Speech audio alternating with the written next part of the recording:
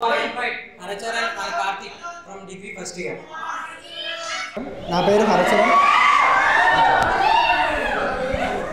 అందరికీ నమస్కారం. నా పేరు కార్తిక్. మేము డిగ్రీ ఫస్ట్ ఇయర్ చదువుతున్నాం. ఈరోజు స్పీకథాన్లో భాగంగా మేము చెప్పబోయేటువంటి topic growing image of India on international forum. Hey Karthik, రీసెంట్గా మన ఇండియా యొక్క మోస్ట్ ప్రెస్టీజియస్ మిషన్ గగన్యాన్ గురించి విన్నావా నువ్వు? నేను దానికోసం చాలా ఎక్సైటెడ్గా ఎదురు చూస్తున్నా. నాకు కూడా చాలా ఎక్సైట్మెంట్గా ఉంది. ఇంకా చెప్పాలంటే ఆదిత్య L1 కావచ్చు, మన చంద్రయాన్ 3 మిషన్ కావచ్చు, ఎంతో సక్సెస్ఫుల్గా కంప్లీట్ అయ్యాయి.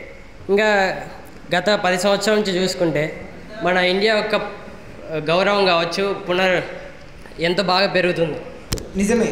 దానికి ముఖ్య కారణం ఏమిటి అంటే మన దేశం యొక్క బలమైన విదేశాంగ విధానం, అదేవిధంగా మన దేశ నాయకత్వం.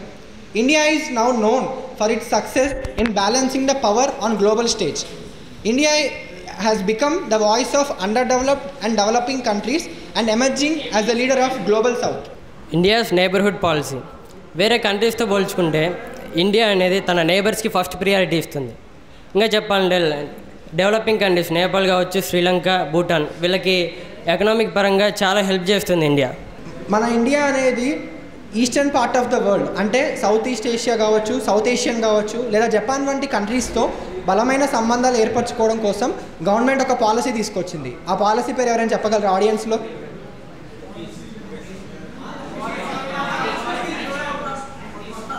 Yes, look east policy renamed as act east policy. అంటే ఈస్టర్న్ పార్ట్ ఆఫ్ ద వరల్డ్తో బలమైన సంబంధాలు ఏర్పరచుకోవాలనే ఉద్దేశంతో ఈ పాలసీని తీసుకొచ్చాం. అదేవిధంగా సార్క్, ఏషియన్ వంటి రీజనల్ గ్రూపింగ్స్లో కూడా ఇండియా కీ రోల్ ప్లే చేస్తుంది. ఇండియా అనేది బేసిక్స్ ప్రిన్సిపల్స్ అయిన ఈక్వాలిటీ కావచ్చు, డెమోక్రసీ పైన నిలబడుతుంది. ఫర్ ఎగ్జాంపుల్ చెప్పాలంటే ఇంటర్నేషనల్ ఫోరమ్స్ లైక్ WTO కావచ్చు, UNSCలో కావచ్చు, దానికి రిఫార్మ్స్ తీసుకురావాలని ఇండియా ఎప్పటి నుంచో ప్రయత్నిస్తుంది. అండర్ డెవలప్డ్ ఇంకా డెవలపింగ్ కంట్రీస్ వాయిస్ అయ్యి ఇండియా అందరినీ ముందుండి నడిపిస్తుంది. అలాగే సెంట్రల్ ఏషియన్ మరియు గల్ఫ్ కంట్రీస్తో కూడా మనం ఎంతో మెరుగైన సంబంధాలు ఈరోజు ఏర్పరచుకుంటున్నాం. ఎందుకంటే సెంట్రల్ ఏషియన్ కంట్రీస్ నుంచి మనకి న్యాచురల్ గ్యాస్ కావచ్చు, లేదా గల్ఫ్ కంట్రీస్ నుంచి క్రూడ్ ఆయిల్ కావచ్చు మన యొక్క ఆర్థిక వ్యవస్థకి చాలా అవసరం. అదేవిధంగా మన ఇండియన్ డయాస్పోరా, మన భారతీయులు ఎవరైతే ఆ ప్రాంతాల్లో పనిచేస్తున్నారో వాళ్ళు ఆ దేశ ఎకానమీతో పాటుగా మన యొక్క ఇండియన్ ఎకానమీకి కూడా చాలా కాంట్రిబ్యూట్ చేస్తున్నారు. వాళ్ళ యొక్క సేవలు కూడా మనం గుర్తించాలి.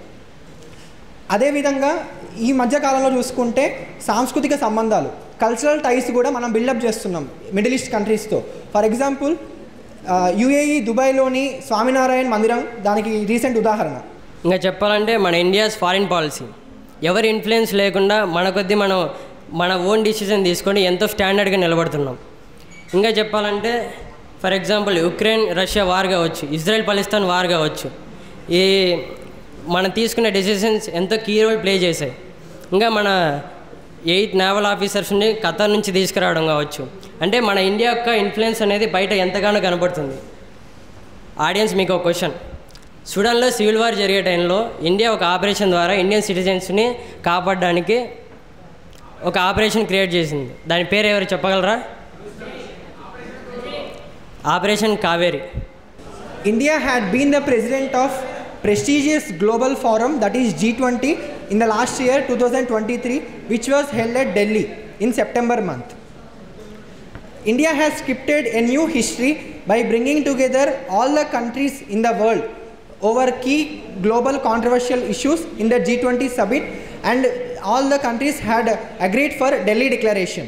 Also, including African Union into the G20 is one more step towards inclusivity, which is one of the core values of our foreign policy.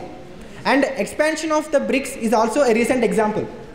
మనం వెస్టర్న్ కంట్రీస్తో బయలేటరల్ రిలేషన్స్ కావచ్చు, కల్చర్ రిలేషన్స్ కావచ్చు, ఇంకా సెక్యూరిటీ కన్సర్న్స్ కావచ్చు, ఇలా మనం అటు వెస్ట్ని ఇటు ఈస్ట్ని రెండు బ్యాలెన్స్ చేసుకుంటూ ముందుకెళ్తున్నాం. ఇంకా చెప్పాలంటే యూరోపియన్ యూనియన్కి 70% వరకు పెట్రోలియం ప్రోడక్ట్స్ మనమే చేస్తున్నాం.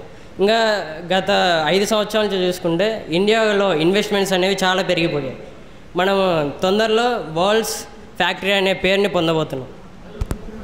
మన భారతదేశం సంస్కృతి సాంప్రదాయాలకి పుట్టినిల్లు వంటిది. మన భారతదేశం యొక్క సంస్కృతి వైభవం అనేది ఈ ప్రపంచ దేశాలన్నిటి కూడా ఎంతో ఆకర్షిస్తున్నాయి. అదేవిధంగా మన యొక్క జీవనశైలి కావచ్చు, మన యొక్క వేషధారణ, ఆహారపు అలవాట్లు, మన యొక్క పండుగలు, మన సంస్కృతి సాంప్రదాయాలు రీసెంట్గా ఈ రామ మందిర ప్రతిష్టాపన కార్యక్రమం కూడా ప్రపంచవ్యాప్తంగా ఎంతోమంది సంబరంగా జరుపుకున్నారు. అదేవిధంగా ప్రపంచంలో ఎటువంటి క్రైసిస్ సిచ్యువేషన్ వచ్చినా, అది హ్యుమానిటేరియన్ క్రైసిస్ కావచ్చు, నేచురల్ డిజాస్టర్స్ కావచ్చు, లేదా కాన్ఫ్లిక్ట్స్ కావచ్చు, ఇండియా అనేది సహాయం చేయడానికి ఎప్పుడు ముందుంటుంది. ఎందుకంటే మనం నమ్మేది మానవత్వం మరియు దయాగుణంలో కాబట్టి, అది శత్రుదేశం కావచ్చు లేదా మిత్రదేశం కావచ్చు. అసలు ఆఫ్రికన్ యూనియన్కి టోటల్ ఇన్వెస్ట్మెంట్స్ అనేవి ఆల్మోస్ట్ ఇండియానే చేస్తుంది. ఆఫ్రికన్ యూనియన్లో పాండమిక్ టైంలో మైత్రి అనే పేరుతో వ్యాక్సిన్ని ఫ్రీగా సరఫరా చేసింది. ఇంకా వాళ్ళ ఇన్ఫ్రాస్ట్రక్చర్ బిల్డింగ్ కావచ్చు, హాస్పిటల్స్ కావచ్చు, శానిటైజేషన్ ఇంప్రూవ్మెంట్ కావచ్చు, వాళ్ళ ఎకనామిక్ లైఫ్లో ఇండియా అనేది ఎంతో డెవలప్మెంట్ చేస్తుంది. One of the recent achievements of our country is agreement for payment in rupees instead of dollars. Nearly 18 countries have accepted trade payments in rupees instead of dollars. Also, our indigenously made unified payment interface UPI is now being operational in many countries like US, UK, Saudi, France. ఇప్పుడు మన recent trend చూసుకుంటే dollar versus రూపీగా మారింది.